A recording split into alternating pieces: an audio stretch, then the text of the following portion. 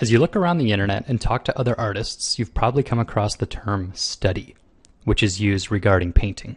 Now you might have been confused about what exactly this means, because there's a lot of different opinions out there.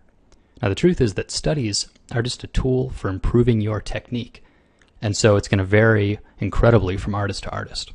So in this case, I just did some value studies, just worried about black and white rendering, because the values in my paintings weren't very good at that time.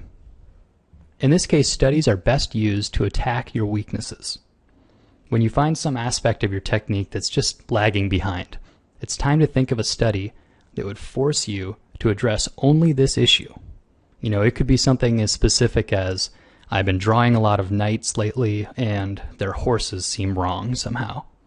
So at this point, my task would be to design some sort of exercise that would get at the heart of this problem, and then to solve it through repetition. So I guess in this case I would start with some photos of horses.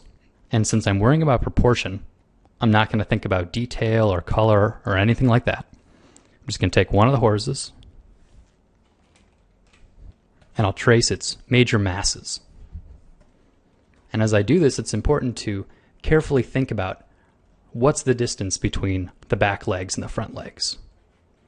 Thinking about drawing through the form as if you're envisioning it like a transparent shape. So this way you're learning something and not simply copying.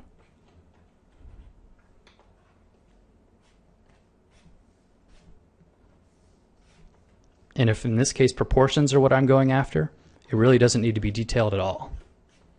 I'm trying just to get the relationships between the different shapes in the body. You know, a circle with a cone on the end could be enough to represent the head.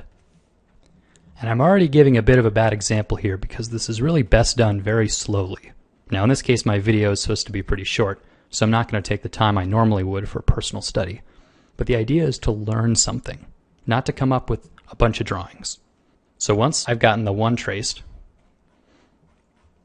it's time to test myself and really lock it in my memory.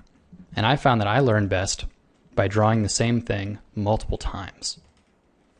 So I'll hide the photo and look just at the line drawing, and this makes it more simple for me. I'm not distracted by the colors and the lighting and the details. So I'll draw it again, this time looking at my basic tracing as a starting point.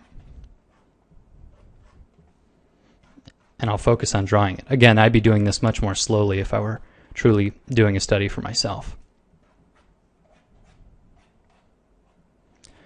And the best part about these drawings is that they don't need to be finished. In fact, you don't need to show them to anyone except for yourself. And this can be a big relief because you're working with subject matter that's inherently troubling for you, and that's why you're doing it. So don't worry about these looking great. They're not gonna look great. But if you don't do them and work on your problem spots in isolation, you'll avoid them forever and you won't progress. There's something about repetition that gives us a visual library, and you can't really put a shortcut on this. If you've got a problem in your drawing, you just got to work through it with a study. Now this idea of self-improvement and self-education is a subject that I care a lot about. It's one of the reasons I made this site to begin with.